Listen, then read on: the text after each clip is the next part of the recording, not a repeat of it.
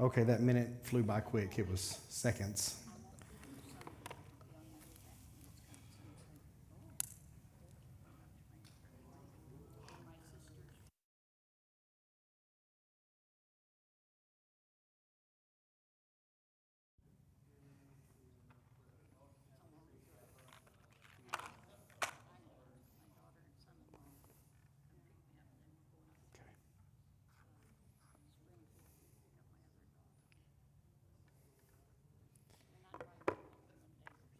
So I had an interesting conversation today. I talked to a guy who was raised Baptist and Catholic, but he calls himself a scientific Catholic. That was a new one on me, which I guess means they believe in science for the things the Bible can't explain. I said, the Bible can explain everything, just about. He's like, well, what about this? I said, no, there's theories for that. What about this? Oh, that's in this part of the Bible. There was a lot. His grandpa was a preacher, but there was a lot of wires crossed. Yeah. Steve is coming a long way, so I think he's getting delayed. Who? Here, Steve, Renee. Oh, that's funny. Yeah, that's all he's known as being a Baptist, but boy, he's starting to really, he likes it. That's so funny. I love it. I love it. So we're going to start on Paul's third missionary journey. And when we're through with this, I think I've told y'all before, but we'll go into the book of John.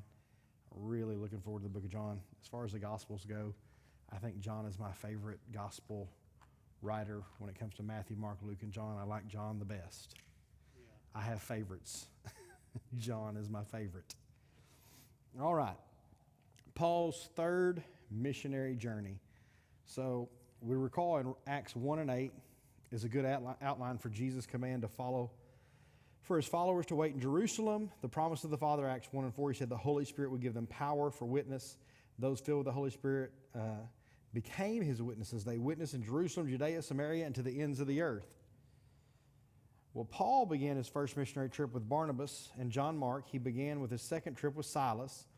But now he started the third trip alone. It was a trip of over 1,500 miles. However, the first parts of the journey were to places Paul had already been. And old friends joined him when he reached the new territory of Ephesus. The third missionary trip focuses mostly on Ephesus. Pergamum was the capital of the province of Asia, but Ephesus was the most important city in Asia.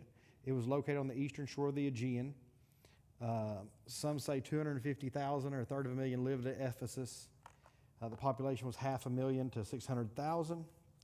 So, number one, sometimes God allows us to know why he closed a door. Anybody ever had a door closed on you? So earlier in the second trip, the Spirit forbade Paul to enter Ephesus, Acts 16:6. But now the Spirit led him to minister in Ephesus for 3 years, Acts 19:8 through 9, Acts 20 and 31. But this was the longest he stayed in one place for any of his 3 trips. Why did the Holy Spirit delay Paul's ministry in Ephesus? Why did God close the door there? There are at least 2 possible reasons. First, Ephesus is located at the center of the churches Paul planted. So east of Ephesus is the Galatian church of Pisidian, Antioch, Iconium, Lystra, and Derbe.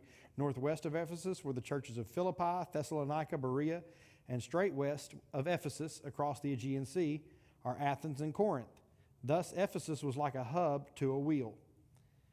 It was the center of God's strategy for a big area. To Ephesus, the churches could send messengers to Paul with questions or offerings. And from Ephesus, Paul could send messages to the churches he planted. Therefore, Ephesus became a new center of God's mission to the Gentiles. It was second only to Antioch, Syria, which was a base for Gentile missions. So second, Ephesus was a powerful center of Satan's kingdom. It was an actual stronghold of the devil. In Ephesus, thousands worshiped the goddess Artemis or Diana. They built her a great temple there. It was 4 times bigger than the Parthenon at Athens. And the Parthenon's big.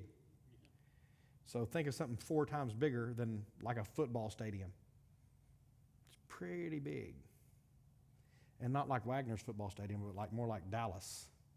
a big stadium.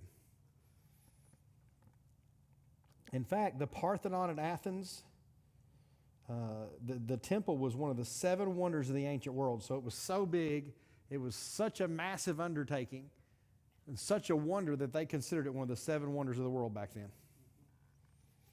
Local craftsmen made statues of the goddess, and the statues had many breasts, which is weird, but hey. Ephesus believed that men communicated with Artemis through prostitutes in the temple. Paul's preaching lessened the sale of idols. Thus, the business people became angry. Opposition to the gospel was never greater than at Ephesus. Paul learned many things on his first 2 trips. No doubt, this prepared him for spiritual warfare in Ephesus. Remember, even the apostles grow in grace. And talking about spiritual strongholds, it wasn't too long ago I mentioned, like demons and witchcraft and stuff in Wagner. Hey, this past week, turn that camera off for a second. Pause the stream. Okay. Because they can still hear me if you don't pause the